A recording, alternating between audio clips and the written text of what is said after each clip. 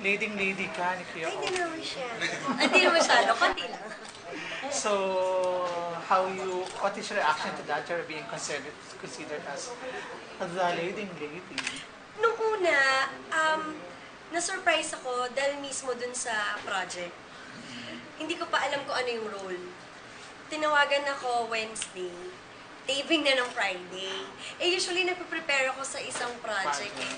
So, dahil dito, hindi ako masyado naka-prepare, pero nagmadali ako ng paghingi ng character, ano yung description ng character, tapos yung script, and inintindi ko agad. Tapos yun na nga, di nung tumawag sa akin, ito yung project ganyan, at saka ito yung role mo. So, hindi pa agad nag-sync sa akin, hanggat mabasa ko yung script. At habang binabasa ko, nakapikit ako, tapos talagang ini-imagine ko na ang karap ko si Ogie. So, nakapikit ako, tapos nagda-dialogue ako. Napapadilat ako, parang hindi ako paniwala na siya yung mga ka-eksena ko. Pero, ni-ready ko talaga yung sarili ko kasi ayoko na, doon ba ako umarte sa set mismo, di ba? Ilang-ilang ako. So, pagdating ko sa set, alam kong ready na medyo nailang pa rin ng konti, pero yung unang take lang yun. Tapos yung sumunod na, sobrang comfortable. Since na malaki yung, ang tanong mo for the longest time, wala kang so. Yung iglot. Yung iglot, May mga adjustment ba na?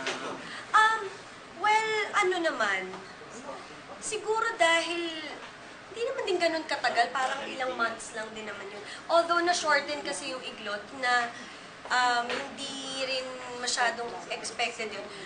Hindi naman masyado. Siguro ang pinaka-adjustment lang sa akin na nangyari, yung role, and yung makaka-partner. Kasi syempre naka-work ko si Ogie sa Pinoy Idol na, at saka sa Party P na hosting, performing. Ito acting eh.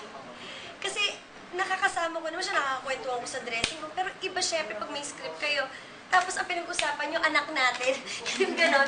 So, nailang ako nung una, pero nag-enjoy ako. Iba yung feeling nung gano'n yung role. Na mother role? Na mahaba mahaba. So, umpisa lang siya na nakakailang pala. Okay. Mother role yung role mo dito? Sa first week. Sa first week. Tapos mawala ka? Bagay na bagay tapos girl ka.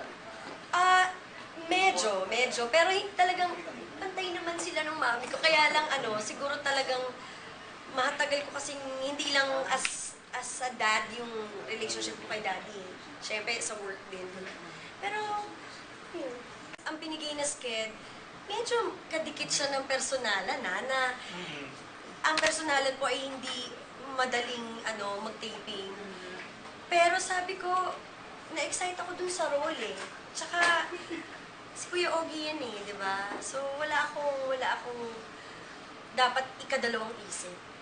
Ano reaction ni Mike that you are having in your show? Eto na, nag-taping. Nung una, nasa banyo kasi ako eh, nung tumawag sa akin yung manager ko. Di ganyan. So, ginawa ko, tinext ko na lang.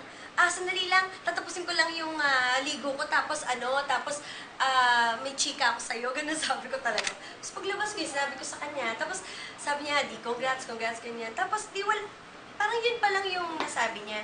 Tapos nung pinapakita ko na sa kanya yung camera, kasi every day pinagpipicture talaga ako. Sabi niya, tingnan mo nga naman nung isang araw lang, nag-uusap talaga kami na namimiss ko na yung soap, ganon. Tapos ngayon, pinapakita mo na sa akin yung mga eksena na yun. Sabi ko, sabi ko, kaya sabi niya parang, ayan siya. So, sabi ko, iba talaga minsan, hindi mo ina-expect dadating.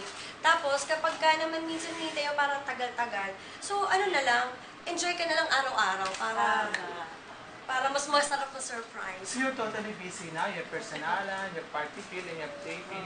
Yes. Paano si Mike, hindi ba siya para magtapos? Ayun, nandyan siya. Kasama ko siya. Mahula ka ng panahon. Hindi, pero, sabi, secret. Pero si Mark kasi mas gusto niya yung, nakikita niya kasi nag-enjoy ako pag natrabaho. So, minsan pag gumagawa ako ng script sa personalan, yung sarili kong script na guide ko, bigla siya magte-text na napaproud daw siya sa akin. And pag may gig sila, tapos nakikita ko nililinis ng gitara niya, parang natutuwa kami pagka ganun. Kaya siguro, okay ibig sabihin nun okay. Dahil pag may mga parang, yung sumisimangot na yung kapartner mo, yun ang, di ba? Pero hindi naman niya ako tinutulak na, kasi taping ka pa, hindi naman. Ano lang, talagang masaya lang kami pag merong project na gano'n. Dahil alam namin yung interest ng bawat isa. Hindi ka walang pagbabawal. Walang pagbabawal kasi alam namin na hindi kami nagkukulang sa isa't isa. Di ba, like pag Monday, alam ko na imbis na ang family day ay nasa Sunday, kami, ang rest day namin Monday. Ito ba yung sa lahat na nagawa mong soap, ito ba yung masahe mong parang challenging for you? Since you being played as a mother. Yung ano lang, siguro, kasi first time, although dati, parang ginagawa ko yun, pero comedy na parang alam mong spoof, o kaya alam mong ano, ito kasi parang pag soap, kahit ba fantasy siya, kahit comedy siya, alam mong pwedeng mangyari in real life. So, first time na gawin ko sa June 11 na ang Daddy Dearest. Kakaiba po ang gagawin ko dito. Para sa akin, kakaiba ito. And, natutuwa ako na makatrabaho ko ulit si Ogie tsaka si Milka.